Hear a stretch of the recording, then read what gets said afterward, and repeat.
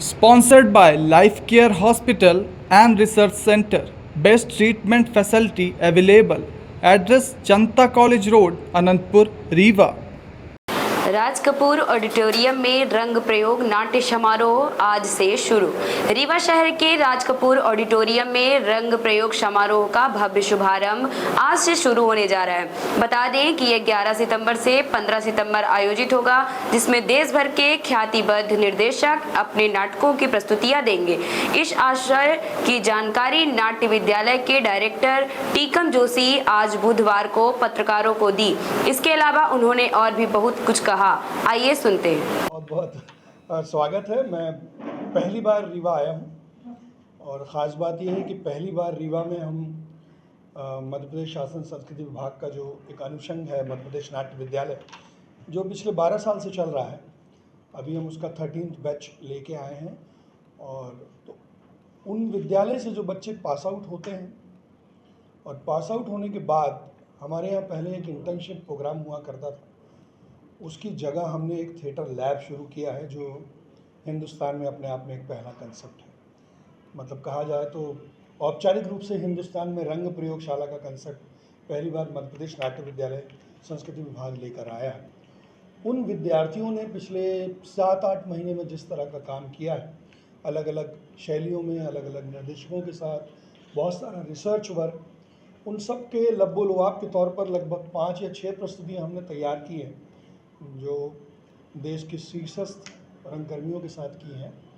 उन प्रस्तुतियों को लेकर हमने एक कवायद शुरू की है कि हम इन्हीं को लेकर अपने मध्य प्रदेश में या देश के दूसरे हिस्सों में जाएंगे, जिसका पहला चरण हमने भोपाल में किया था और अब दूसरे चरण के लिए हम रीवा आए हैं। इसके बाद हम लोग छतरपुर जाएंगे और फिर प्रदेश के दूसरे ज़िलों में भी ऐसा करने की योजना है। विशेष बात यह है कि रंग प्रयोगशाला की अवधारणा लास्ट ईयर मेरे मन में आई थी और जिसके लिए हमें संस्कृति विभाग ने पूरा सहयोग किया। होता ये है कि किसी भी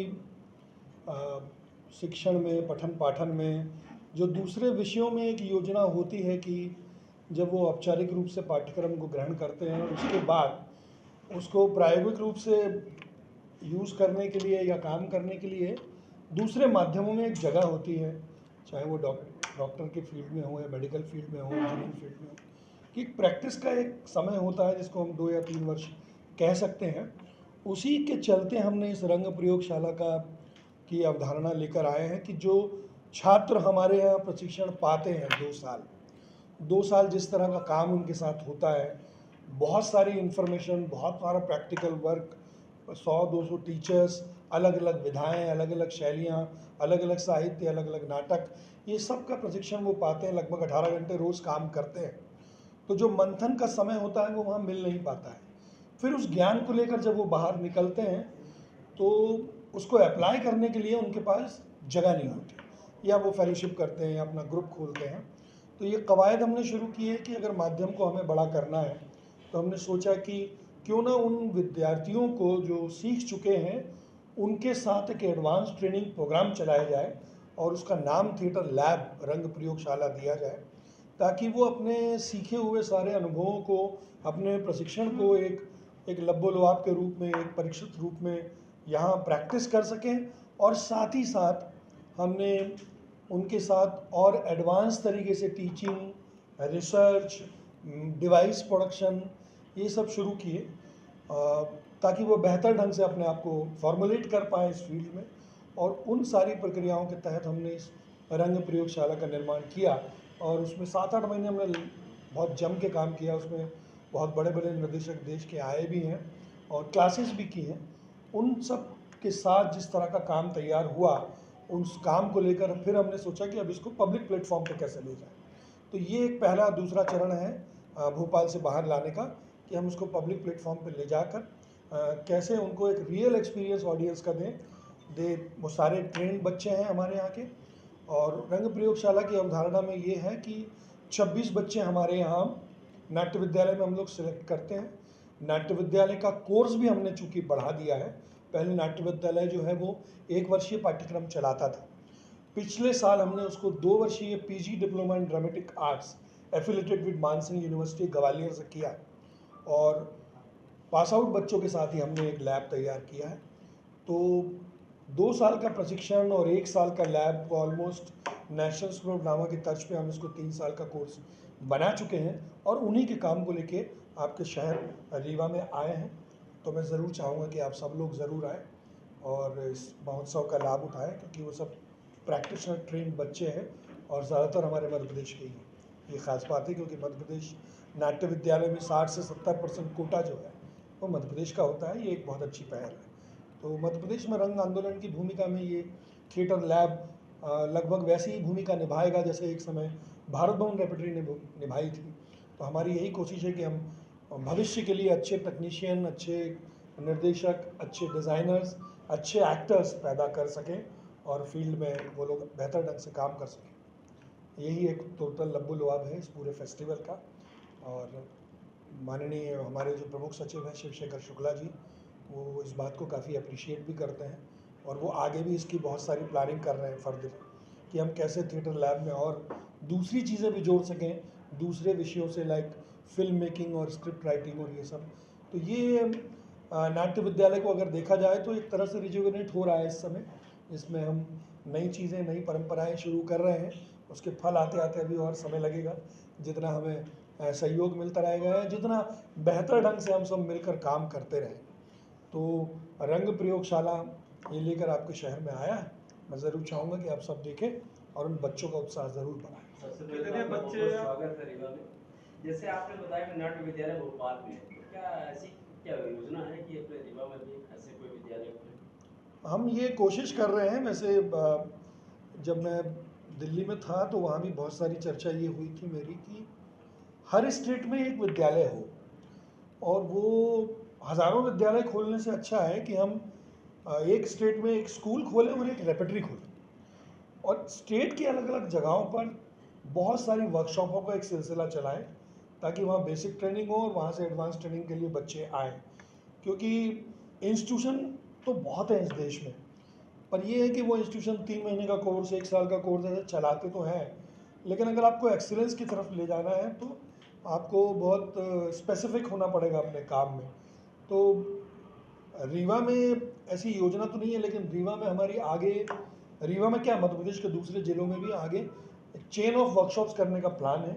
चेन ऑफ स्कूल और थिएटर एजुकेशन से रिलेटेड वर्कशॉप करने का भी प्लान है, और हम लोग ये कोशिश भी कर रहे हैं कि चिल्ड्रन थिएटर विंग भी शुरू करें।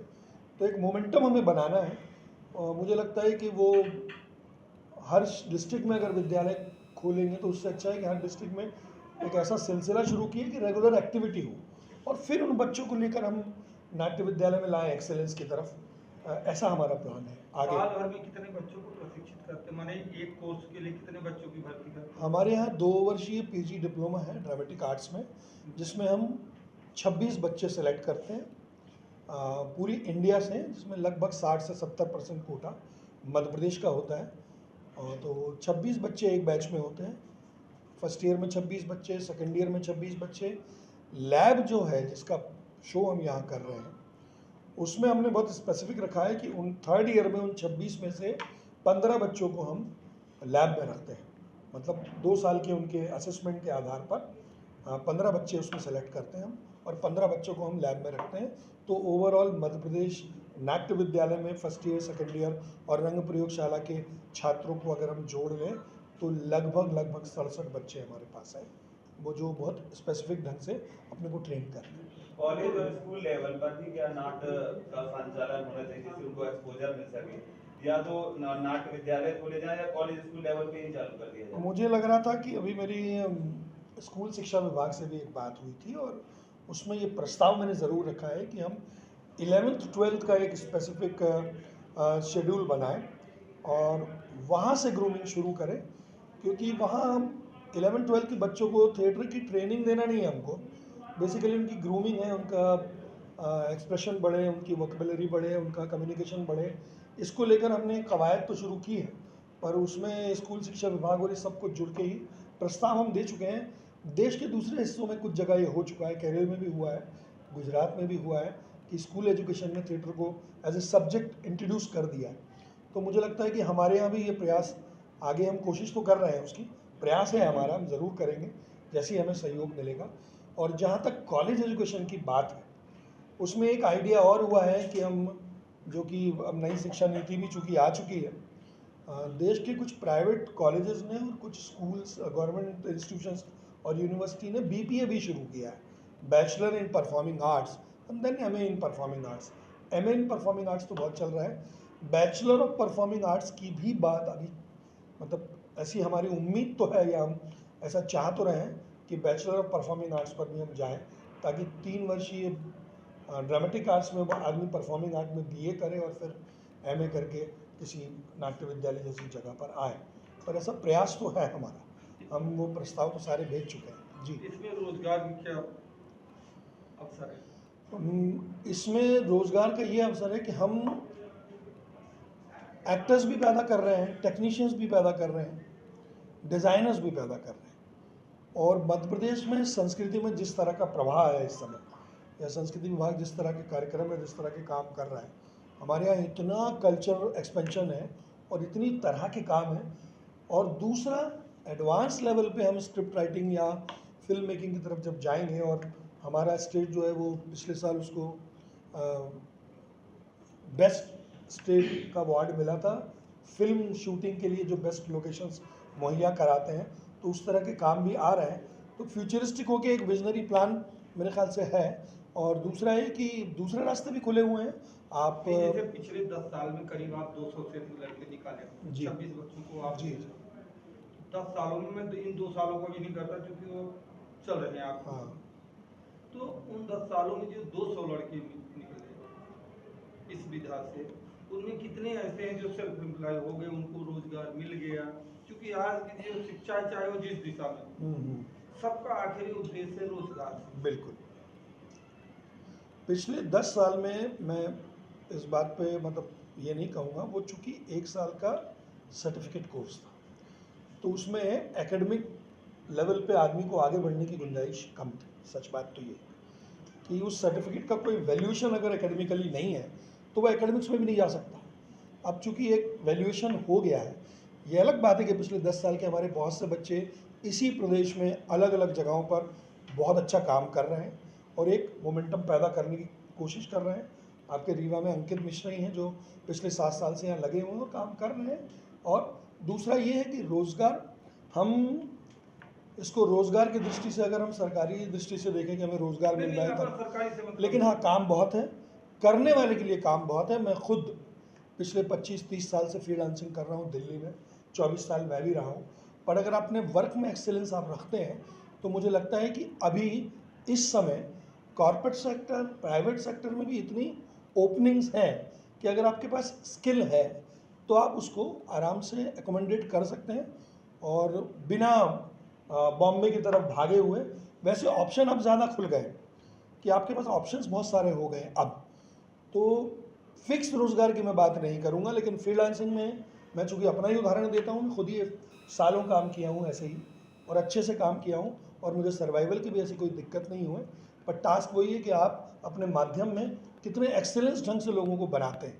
काम करने वालों की कमी लगती है मुझे, काम में एक्सेलेंस लोगों की कम, क्योंकि अगर आपके पास स्किल है तो मेरा व्यक्तिगत रूप से ये मानना है, मैं सच बताऊं तो, कि आप किसी भी माध्यम को अगर अपनी समय और ऊर्जा दे रहे हैं तो ये असंभव बात है कि वो आपको रिस्पॉन्ड। निकल रहे हैं अपने यहाँ से, तो जी। टेलीविजन और फिल्म में जी, उनको आम आदमी की अपेक्षा ज्यादा महत्व मिलने की संभावनाएं बढ़ती हैं। वो तो अपने आप ही बढ़ती हैं, क्योंकि आप अगर ट्रेंड हैं कहीं से तो जाहिर सी बात है कि एक ऑडिशन लेने वाला व्यक्ति भी आपको प्रायोरिटी तो देगा। आप MPSD से निकले हैं, BNA से निकले हैं, नेशनल स्कूल ऑफ ड्रामा से निकले हैं, तो जाहिर सी बात है वो इस बात को तो तवज्जो देगा ही देगा। और अब जिस तरह का सिनेमा हो रहा है, हर तरह का कंटेंट, हर तरह के अभिनेता, हर तरह का टेक्नीशियन, हर तरह की भाषा, हर तरह का कथ्य चल रहा है, तो आपके पास बहुत गुंजाइश है, मतलब रोज़गार की बहुत गुंजाइश है। और ये बात है कि जब आप एक इंस्टीट्यूशन से प्रॉपर ट्रेनिंग लेते हैं तो ऑप्शंस आपके ज़्यादा बेटर होते आज हैं। आप रीवा में हैं, रीवा में आपको लगता है कि ये पोटेंशियल है कि यहाँ से भी बड़े स्तरों की तरह मुकाबला कर सकें? और दूसरी चीज़, यहाँ पे फैसिलिटी और संसाधन उस तरीके से हैं, हाँ। रिसोर्सेज हैं, आपको कैसा लगता है रीवा? मुझे बिल्कुल लगता है, अगर देखा जाए तो नाट्य विद्यालय में जो बच्चे आते हैं वो प्रदेश के अलग अलग शहरों से ही आते हैं। आपके रीवा से ही 8-10 बच्चे ऐसे आए हैं जो बेहतर काम कर रहे हैं। रीवा शहर में अपनी एक ऑडियंस है। रीवा, मैं अभी पिछली बार भी जब आया था एक फेस्टिवल के लिए, तो मैंने देखा कि दर्शक वर्ग तो है, उसको निरंतर जोड़ने की ज़रूरत है। तो अगर आप निरंतर काम करेंगे, हर शहर में अपनी कल्चर, अपनी भाषा की एक पोटेंशियल एग्जिस्ट करता ही करता है। सवाल ये है कि आप उसको विजनरी ढंग से कैसे एकोमोडेट करके रिस्पॉन्ड करें। मध्य प्रदेश में फिल्म सिटी क्या प्रयास किया गया है आपकी? मुझे लगता है है विजन आपका कि फिल्म सिटी का निर्माण हो जाए तो ये सब लोग रोजगार यहीं पे पा सकें, मतलब मध्य प्रदेश में? देखिए, मध्य प्रदेश अभी फिल्म के लिए वैसे भी बहुत पॉपुलर स्टेट रहा है। यूपी और मध्य प्रदेश दो ऐसे स्टेट हैं जो फिल्म के लिए बहुत अकोमोडेट करते हैं बाहर के लोगों को। और फिल्म सिटी का प्लान एक बार पहले बना है शायद, अभी मुझे उसकी जानकारी नहीं है, लेकिन एक समय यहाँ फिल्म विकास निगम भी था जो अब बंद हो गया है। लेकिन फिल्म सिटी का प्लान कहीं तो उठा था, पर मैं उसका अभी हिस्सा नहीं हूँ। पहले बात उठी थी कि यहाँ एक फिल्म सिटी डेवलप की जाए, क्षेत्रीय स्तर पर भी और राष्ट्रीय स्तर पर भी लोगों को कम्युनिकेट किया जाए। पर मुझे लगता है कि हमारे जो अभी इस समय प्रमुख सचिव हैं वो इस दिशा में काफ़ी सोच रहे हैं, और वो दोनों चीज़ों को जोड़ के ही इस चीज़ को देख रहे हैं कि कैसे ड्रामा स्कूल के बच्चे कैसे और उनको बेहतर रोज़गार मिले, टूरिज़्म से फिल्म को कैसे जोड़ा जाए, ये सब उनके प्लान में है। और मुझे लगता है कि आगे जाकर ये संभव होगा भी, क्योंकि फिर हमें बाहर जाने की ज़रूरत नहीं पड़ेगी शायद। राजीव वर्मा, किशोर कुमार, जी सैफ अली खान, जी ये सब तो मध्य प्रदेश से ही हैं। हाँ, बहुत इन्होंने लोग अच्छा हैं। बॉलीवुड कुमुद में- मिश्रा है, मुकेश तिवारी हैं, गोविंद नाम, बहुत लोग लोग हैं। हैं। जी जी। तो हमारा कहने का आशय है कि जो लड़के आपके नाट्य मंच से निकल रहे हैं, नाट्य विद्यालय से, कम से कम उनको एक जगह तो मिलनी चाहिए। बिल्कुल। उन्हें धारावाहिक में मिले, नहीं तो यहाँ तो मान लीजिए आपको माध्यम संस्कृत विभाग से साल में 4 से 8 प्रोग्राम होते हैं, 4 से 8 प्रोग्राम में उन्होंने दे दिया। इसीलिए मैंने के जोड़ दिया और कुछ 2-4 प्रोग्राम जोड़ के साथ। इसीलिए मैंने ये बात कही थी कि हर शहर में स्कूल के साथ साथ रेपेटरीज होनी चाहिए, क्योंकि जैसे भारत भवन रेपेटरी, जैसे NSD रेपेटरी है, ये रोज़गार ही तो देती है, और इनसे काम करने के बाद आदमी एक बेहतर अवस्था में निकलता है कि वो फ्रीलांसिंग में अपने आप को आराम से अकोमोडेट कर सके। जी सर, ये अपनी प्रेस कॉन्फ्रेंस में एक बात और मुझे जो जानकारी में जोड़ना चाहता हूँ कि अभी हाल ही में स्त्री 2 फिल्म आई थी, उसमें जो पहली किडनैपिंग जिस लड़की की होती है वो अपने नाट्य विद्यालय की ही पढ़ी है। और ये नाट्य विद्यालय के 300 बच्चों में से 150 से 200 बच्चे ऐसे हैं जो फिल्म और टेलीविजन कर चुके हैं। मतलब सर, ये आउट ऑफ कॉन्टेक्स्ट यही पूछ क्वेश्चन रहे रहेगा, हैं। लेकिन क्वेश्चन ये है कि सर जैसे आजकल रील्स का जमाना है, रील्स में कुछ भी आ रहा है, वो मतलब नाट्य से सीखा है या नहीं सीखा है ये मैटर नहीं कर रहा। मैटर ये कर रहा है कि वो वायरल हो रहा है, जिससे लोगों का रील के प्रति ज्यादा जा रहा है, सीखने के प्रति प्रभाव कम हो रहा है। उस पर आप क्या? देखिए, मेरा ये मानना है, एक इसका भी एक इतिहास है, आप मानिए इस बात को। जब ग्लोबलाइजेशन शुरू हुआ था 90s में, एक दौर आया था सीरियल, तब भी ये बात कही गई थी कि अब टेलीविज़न आ गया है तो थिएटर जो है वो ख़त्म हो जाएगा, फिर अब वेब सीरीज़ों का दौर है, फ़ोन का दौर है। मुझे ये लगता है कि वो बहुत क्षणिक होता है, उसका फैसिनेशन भी बहुत क्षणिक होता है। हमारे देश में जो मूल प्रवृत्ति मनोरंजन की है वो बहुत ऑर्गेनिक, बहुत जैविक है। वो कथ्य को एक दूसरे के साथ शेयर करने वाली परंपरा रही है। मतलब हम दुनिया की कोई भी ग्रेट कंट्रीज़ देख लें जहाँ फिल्म और वेब सीरीज़ बहुत पॉपुलर रही हैं, वहाँ भी लोग अब ऑर्गेनिक रवैये की तरफ जा रहे हैं। सवाल ये है कि हम लड़ने के लिए कितना तैयार हैं, क्योंकि जो जैविक अनुभव है वो आपको रील तो नहीं दे सकते। दूसरा, हमें अपने स्टूडेंट्स को या अपने कार्यकलाप में इस बात को समझने की ज़रूरत है कि फेम और सक्सेस में बहुत बड़ा फ़र्क होता है। उसमें फेम तो है लेकिन सक्सेस नहीं कह सकते आप उसको। तो इसको डिस्क्रिमिनेशन करना आपको अपनी एजुकेशन में लाना पड़ेगा, तब शायद वो सैचुरेट होगा, और वो बहुत दिन चलेगा नहीं। मतलब वो बहुत दिन चलता भी नहीं है। अगर आप जितनी भी रील्स देखते हैं उसका एक फेस आता है और वो गायब हो जाता है। लेकिन जो स्थायी अनुभव है या स्थायी प्रशिक्षण है और जो स्थायी परफॉर्मेंस जैविक रूप से जो होता है, उसका अनुभव आदमी अपने घर लेके जाता है। तो ये मेरा व्यक्तिगत रूप से मानना है कि जैसे हम अपनी धर्म, संस्कृति और लैंग्वेज से जुड़े हुए हैं, हम किसी भी देश में जाएं, अपनी भाषा में जब कोई बात करता है हम उससे सीधा कनेक्ट करते हैं, ठीक वैसे ही हमारे माध्यम में ये पूरी गुंजाइश है कि डायरेक्ट कनेक्ट होने की। तो मैं उस पर बिल्कुल विश्वास नहीं करता हूँ। मैं खुद बहुत सारी वेब सीरीज़ और फिल्म कर चुका हूँ, लेकिन मैं वापस इस पर आया हूँ, और उसमें जिस तरह का फेम है वो मैं थिएटर में भी देख चुका हूँ। ये मैं अपने व्यक्तिगत अनुभव से आपको बता रहा हूँ। जब मैं राष्ट्रीय नाट्य विद्यालय रंगमंडल रेperटरी में था तो हमने ये महसूस किया था कि जब हम 19 या 20 प्ले करके निकलते थे तो ऑडियंस हमारे साथ सेल्फी लेती थी और हमारे साथ ऑटोग्राफ करती थी। तो मेरा ये व्यक्तिगत अनुभव है कि अगर आप अपने फ़न में माहिर हैं तो आपको लोकेट ज़रूर किया जाएगा, ये मेरा व्यक्तिगत रूप से मानना है। आज आप घर भी बनवाते हैं तो आप एक मिस्त्री ढूंढते हैं बढ़िया वाला, और मिस्त्री जो होता है वो भी अपने आप में बड़ी स्किलफुल काम है। तो आप मिस्त्री का काम बड़ा इंपॉर्टेंट होता है, लेकिन वो उसकी स्किल है, आप उसको नोटिस करते हैं और आप उसी को लाना चाहते हैं अगर आपने देख लिया उसको काम करते हुए। तो ये मेरा मानना है कि ये बहुत पुराना प्रश्न है जो चला आ रहा है। जब टेलीविज़न आया था तब भी चला था, तो फिल्में चल रही थी तब भी चला था। पर ये है कि जो जैविक अनुभव जिसको मैं ऑर्गेनिक रवैया क्रिएटिव आर्ट में बात करता हूँ जिसकी, वो तो एग्जिस्ट करेगा ही करेगा, वो कहीं जाएगा नहीं, वो लौट के आना ही आना है। क्योंकि अब तो अमेरिका भी वापस अपने ऑर्गेनिक संसाधनों पर जा रहा है। हम अमेरिका हम और कितने साल जाएंगे, 10 साल 20 साल, लौट के तो हमें आना ही पड़ेगा।